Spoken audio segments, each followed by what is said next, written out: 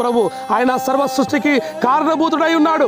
సర్వలోకాన్ని సృష్టించిన దేవుడు ఆయన మనిషిగా, నరునిగా మన కొరకు, నీ కొరకు, నా కొరకు, లోకంలో సర్వ మానవాళి కొరకు ఆయన ఈ లోకానికి వచ్చాడు. ఆయన 33.5 సంవత్సరాలు ఈ లోకంలో జీవించి మన పాపాల నిమిత్తం మరణము పొందకూడదని యేసుక్రీస్తు ప్రభు శిలువ మరణము నొంది మన స్థానములో ఆయన మరణించాడు. యేసు ప్రభు మన కొరకు, నీ కొరకు, నా కొరకు, మన పాప దోషములను తొలగించడం కొరకు, మనకు నిత్య జీవము ఇవ్వడానికి కొరకు యేసుక్రీస్తు ప్రభు 2000 సంవత్సరాల క్రితము ఆయన శిలువ మరణము నొంది ఆయన చనిపోయి సమాధి చేయబడ్డాడు. యేసు ప్రభు చనిపోయినాడు. ఎందుకు? చేతకాక. ఏంటంటే యేసు ప్రభు ఆయన దేవుడు ఎలా అవుతాడు? ఒకవేళ దేవుడే అయితే ఆయన ఎందుకు దెబ్బలు తిన్నాడు?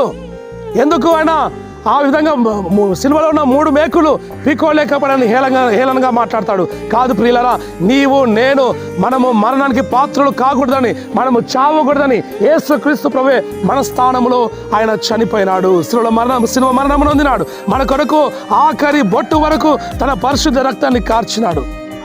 ఆయన కార్చి శిలువలో చనిపోయి సమాధి చేయబడి తిరిగి 3వ రోజు లేచాడు.